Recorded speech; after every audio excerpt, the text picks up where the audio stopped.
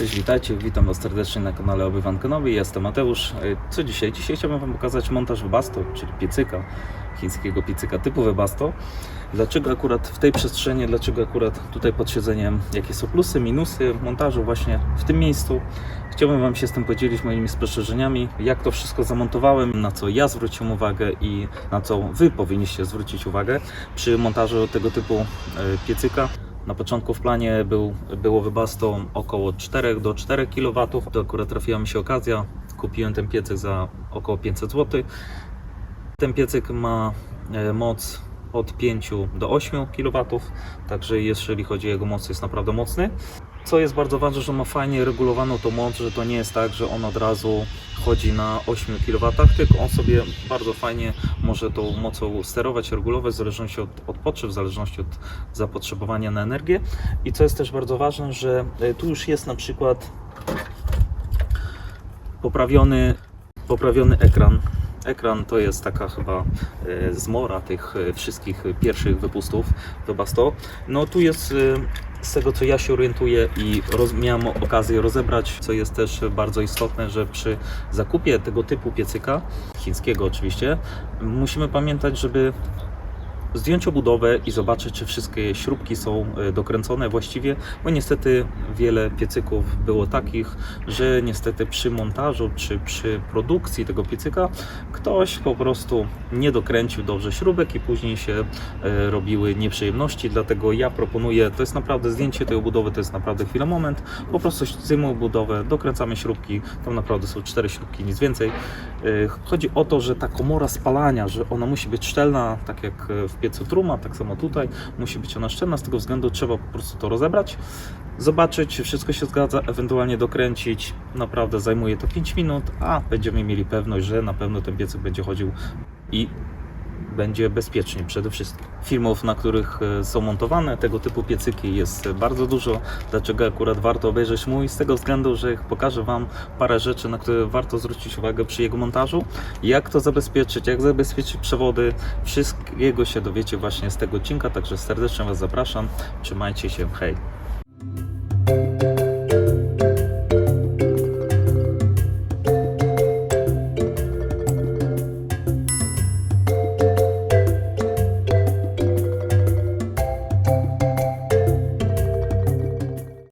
Tutaj właśnie powstał taki plan, żeby mam tutaj bardzo dużo miejsca, tak naprawdę niewykorzystanego pod fotelem kierowcy. Ten fotel ani się jakoś nie uchyla, ani nic, a jest naprawdę bardzo dużo miejsca, to po prostu wystarczy to przestawić. To jest moim zdaniem zbędne, muszę to po prostu zdemontować. No Webasto nie jest jakieś super wielkie, więc idealnie mi to wychodzi. Akurat co jest najważniejsze, żeby sprawdzić, co jest pod podwoziem oczywiście. W tym miejscu mam akurat wolną przestrzeń, tam jest takie przetłoczenie.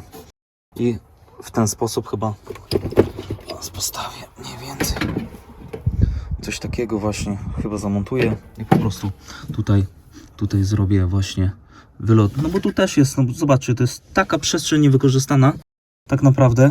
Chciałem też dać tam, ale jeszcze co do tamtej powierzchni jeszcze są jakieś plany. Tutaj po prostu wyjdę rurą. No jeszcze zobaczę. Nie chciałbym montować właśnie tu mam taką mega dużą skrzynię. Tak naprawdę tam jest bardzo dużo miejsca. Tylko tam wolałbym, żeby to zostało na to, co jest najpotrzebniejsze do podróży. Tak naprawdę powstał taki jeden wielki kufer. A tutaj właśnie tu i tak tego nie wykorzystam, tu i tak nic nie włożę, więc tak naprawdę tutaj wyjdę po prostu rurą w tę stronę i przebiję się tam za ściankę i od razu pójdę do łazienki i do kuchni. Tutaj, żeby ściągnąć bak, muszę najpierw odkręcić te 4 śruby, żeby zdjąć ten kołnierz i zabieram się z reszty. Trzeba było też zamontować drzwiczki, żeby po prostu ten plastik, ta osłona to zeszła. O. I cały dostęp wszystkiego już jest. Musiałem tu odczepić, żeby wkręcić korek, żeby mi się nic nie nasypało przy wyciąganiu. Tu jest jeszcze jedna śruba, trzeba ją wykręcić. I to już, jeśli chodzi o samo ten wlew, to już jest wszystko. Tu jeszcze trzeba zdjąć te 2 obejmy. Ale najpierw, zanim te obejmy, to trzeba się dostać do przewodów paliwowych. One właśnie są najważniejsze. i przydałoby się. One co prawda są, to jest miękkie, one są, tutaj się trzymają tylko na tych zatrzaskach. O, znaczy to wyciągam, żeby się coś nie pourywało. O, a tu proszę, jakaś niespodzianka. A co kaman? Co tu się dzieje? O, to już ktoś sobie grzebnął. Aż wykręcanie jednej śruby już mam z głowy. No, tu jeszcze kolejne. Także mogę sobie spokojnie to puścić. Co prawda mam trochę paliwa w zbiorniku, ale myślę, że nie będzie trudno. Zresztą muszę oczyścić właśnie te dwa przewody, żeby je rozpiąć. Tu jeszcze rozpinam wtyczkę. Tylko mówię, najpierw sobie wezmę kompresorem wydmucham to wszystko, żeby tam się syf żadny nie dostał. Podejrzewam, że coś właśnie pocieknie z tego, więc przygotowałem się, wziąłem sobie szmatkę. Jest szmatka, wszystko jest, że muszę to wyczyścić i dopiero to rozpinam. To najpierw trzeba z tych właśnie, z tych gniazd po prostu wyciąga się taką wsówkę. Trzeba uważać, bo ona troszeczkę inaczej wygląda z dwóch stron. Tak jak teraz. O, trzeba po prostu tu zgiąć te końcówki i wysunąć po prostu. No, to się troszeczkę namęczyłem z tym, ale nie ma dramatu. I teraz mogę już spokojnie wypiąć wtyczki. O, wtyczki już wypiąłem, także przewody są rozłączone. Tutaj trzeba zawinąć czymkolwiek, żeby się nie dostał syf. Tam się troszkę skapnie z góry, ale to są nie minimalnie. Trzeba jeszcze rozłączyć ten przewód. To jest odpowietrzenie baku. Ale dosyć miękka ta rura, też spokojnie może się poddaje na tyle. No, miałem trochę duży problem, żeby to po prostu trzeba przez ten wlew cały bak po prostu przekręcić i dopiero to wysunąć. On jest prawie pełny, a że nie było to łatwe, ale tak już mam. Wysuwam medalion. Piękny, fajnie urodzony, także teraz muszę poczyścić wszystko, żeby się tu dostać. No tutaj wyczyściłem to wszystko. Zaraz to rozpinam jeszcze te przewody i wyciągam cały ten mechanizm. Tu, tak jak mówiłem, jeszcze muszę wypiąć te przewody. Trzeba tu po prostu te zawleczki najpierw ściągnąć.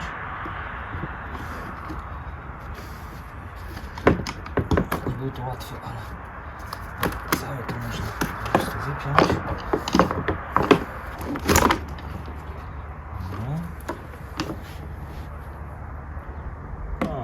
Oczywiście coś tam zostało. To sobie muszę odłożyć. Trzeba to wyczyścić, żeby jak odkręcę ten dekiel, żeby tam jakiś syf nie wpadł.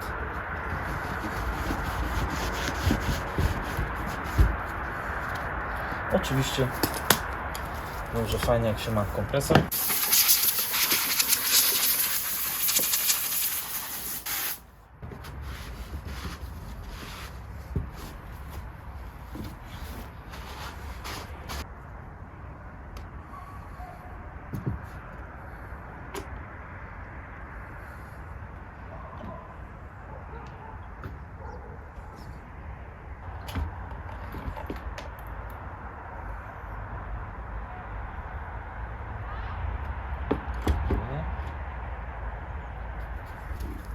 To już mam to wyciągnięte, muszę bardzo dużo syfu jest tam w środku, muszę to po prostu wyczyścić, przepłukać i tyle, no będzie działać.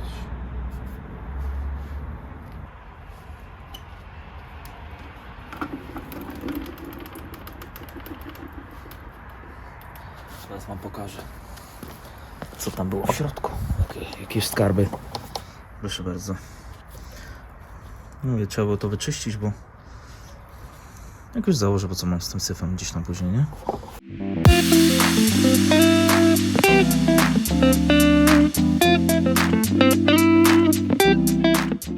Dobra, wyczyszczone.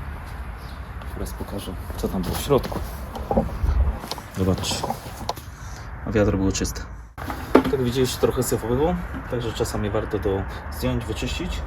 Tu akurat mam oryginalnie jest miejsce właśnie na Webasto, tylko to trzeba po prostu przywiercić ten otwór i tu podłączam wężyk. Tak naprawdę mam gotowe, nie muszę nawiercać dodatkowych otworów.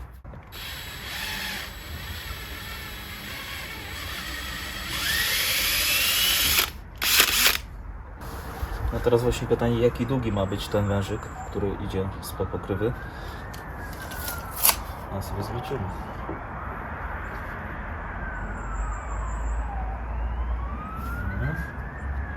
Tu mam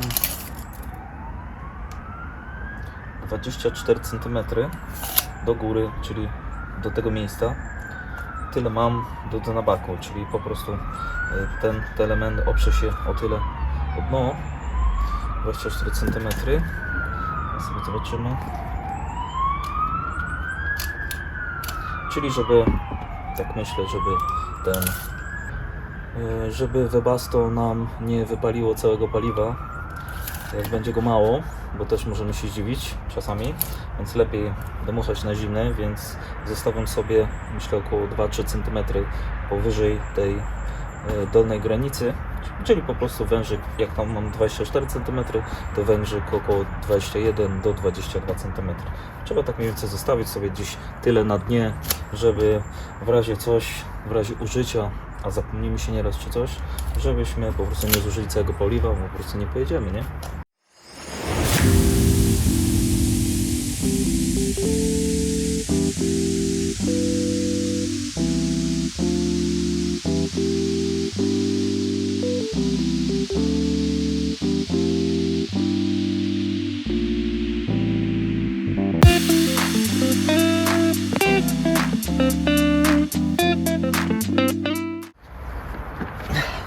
Dobra.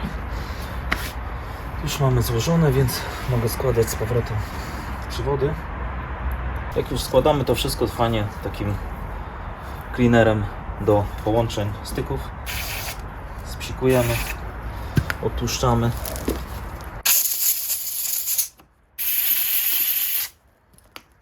Tu już mamy wszystko poskładane. Teraz jeszcze tutaj sobie założę po prostu na stałe, skręcę opaską dłuższy wężyk, później go sobie dotnę.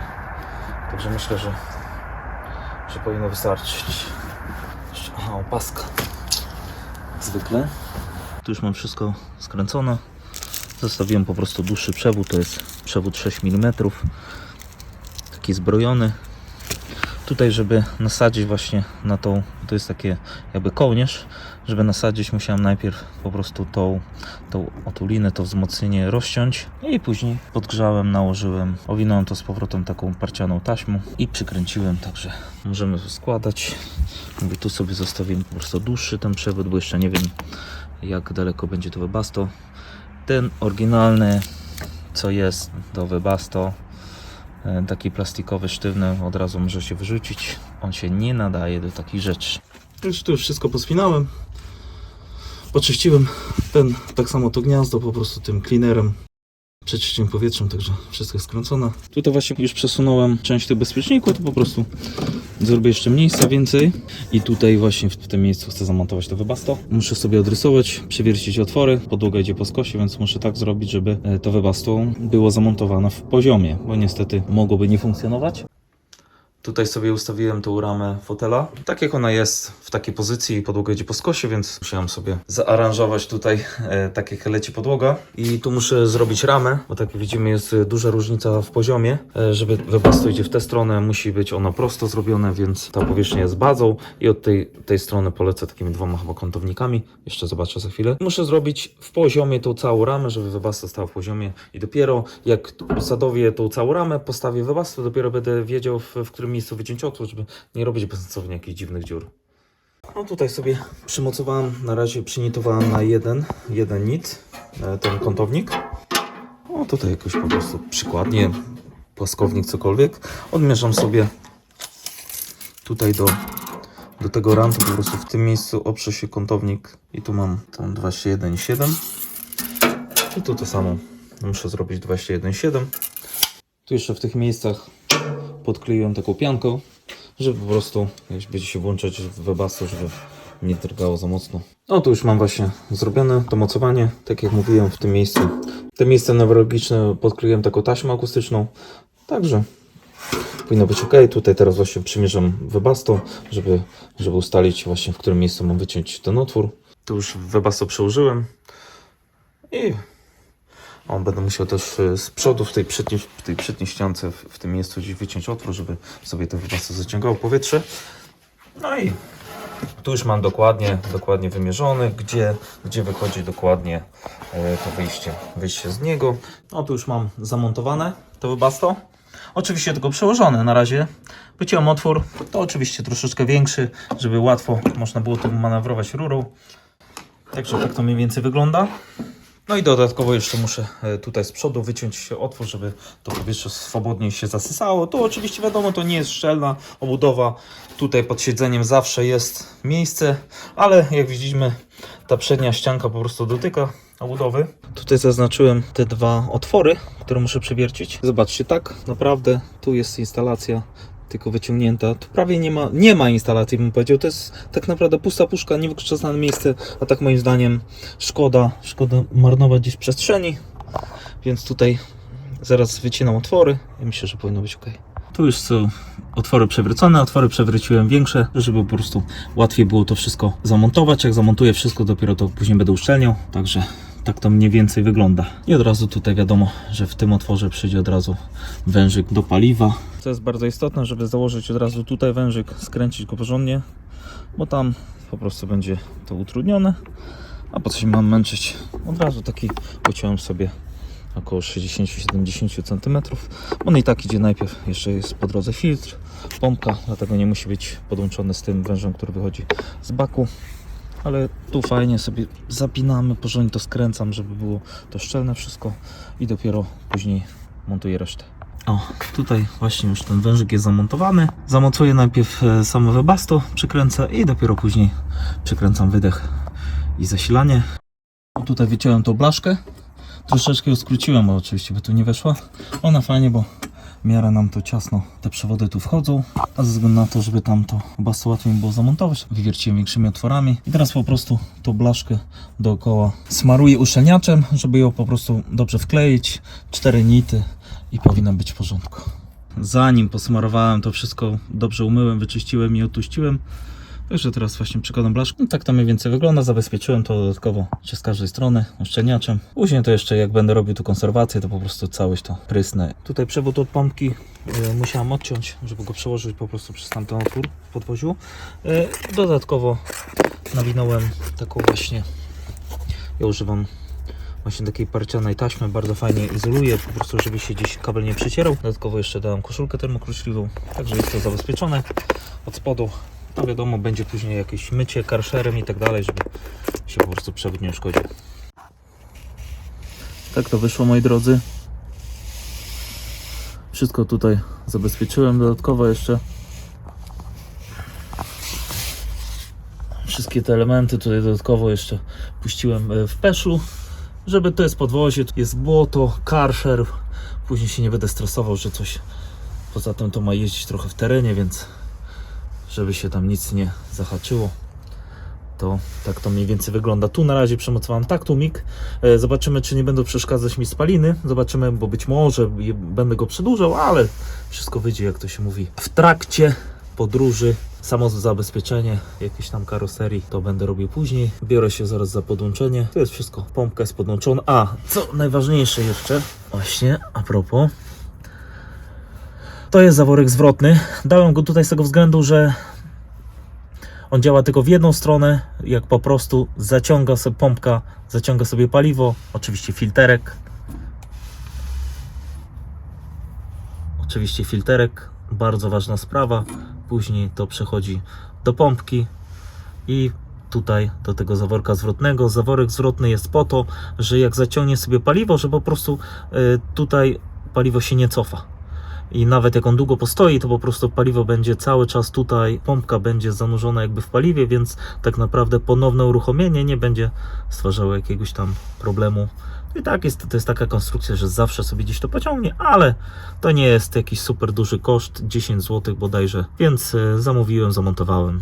I tak to, moi drodzy, wygląda mniej więcej. Tutaj jeżeli chodzi o zasysanie powietrza, nie dałem go w tę stronę, bo wiadomo, jak zawsze jedziemy, to powietrze jest tutaj pcha to powietrze cały czas, więc nie chciałem, żeby bezpośrednio gdzieś to, poza tym jakieś, nie chciałem, żeby bezpośrednio w tą stronę, żeby na niego leciała jakaś wilgoć, woda. Zabieram się za prace już podłączeniowe. Dzisiaj pierwsze odpalenie, także myślę, że powinno być wszystko w porządku. Chciałem jeszcze coś dopowiedzieć na temat wężyka. Ten oryginalny wężyk, który jest dedykowany do Webasto, wyrzucamy od razu. To jest wężyk, który się nie nadaje do tego. Tu jest specjalny wężyk paliwowy, to jest akurat 6 mm, z grubą ścianką, wzmocniony dodatkowo takim przeszyciem, także to jest jedyny, moim zdaniem jedyny słuszny wężyk paliwowy. Niektórzy producenci jeszcze stosują, że nie ma tego oplotu na zewnątrz, tylko jest warstwa w środku, jakby w tej części, w tej jakby otulinie jest w środku wtopione zbrojenie, on jest wtedy bardzo mocny. Także nie stosujemy tego wężyka, który jest oryginalnie Webasto, tylko od razu zmieniamy na taki, skręcone opaskami, także no nie ma opcji, żeby tutaj się cokolwiek z tym działo. Także tak zabezpieczone, to widzicie, też dałem dodatkowo jeszcze w peszlu na trytkę, żeby to wszystko stabilnie się trzymało, żeby ten wążyś nie latał, żeby nie był drgany, żeby się nigdzie nie przecierał. Tak samo tutaj, to jest wszystko spięte, bo to jest, nie zapominamy o tym, że to jest samochód, tu są drgania, tu cały czas gdzieś coś się trzęsie, więc trzeba o tym pamiętać, żeby po prostu się później coś nie przetarło. Dlatego dawałem, co do pompki, dawałem aż takie zabezpieczenie, powiedzmy potrójne. To jest naprawdę chwila, moment, zabezpieczone. I tu właśnie pierwsze uruchomienie, odpaliłem go. A na samym początku tak bardzo cichutko chodzi, teraz widzę, się rozpędza. Fajnie, że wyświetlacz gaśnie całkowicie, to mi się bardzo podoba.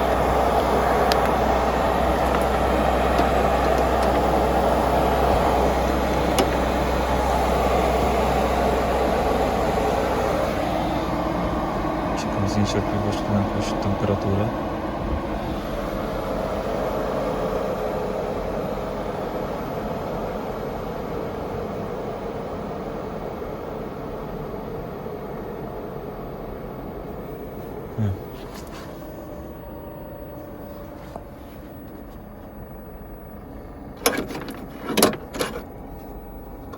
Nie wiem, o co chodzi.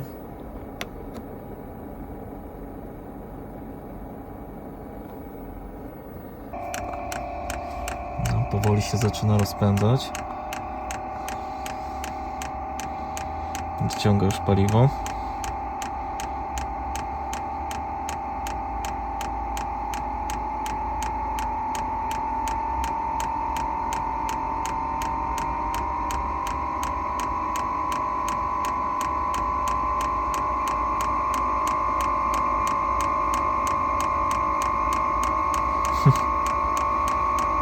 Takie skupienie i czekanie w oczekiwaniu na odpalenie Webasto.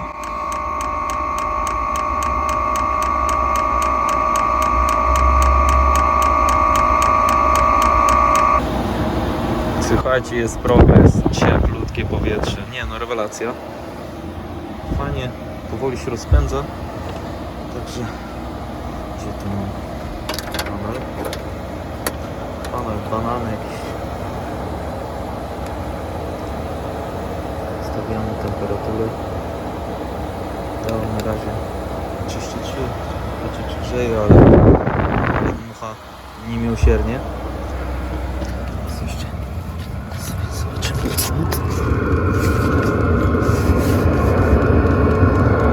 Oczywiście słychać wydech. Oczywiście cykanie pompeczki.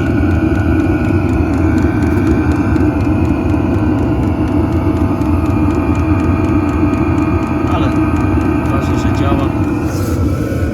To jest dla mnie najistotniejsze. I co muszę Wam powiedzieć, że bardzo się cieszę, że tego Webasto nie dałem taki jakby pierwszy plan, że miałeś pod siedzeniem tam do tymi długimi ławkami. No jednak to buczy, no niestety to buczy, a poza tym nawet, słuchajcie, nie wiem czy to będzie słychać, ale zamknę drzwi.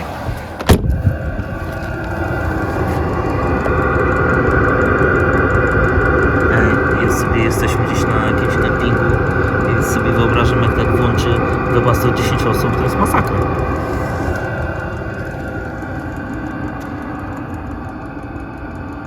Słychać.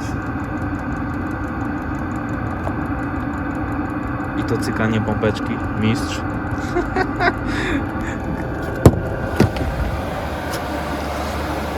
Także jeszcze tu muszę uporządkować przewody, ale generalnie weszło idealnie.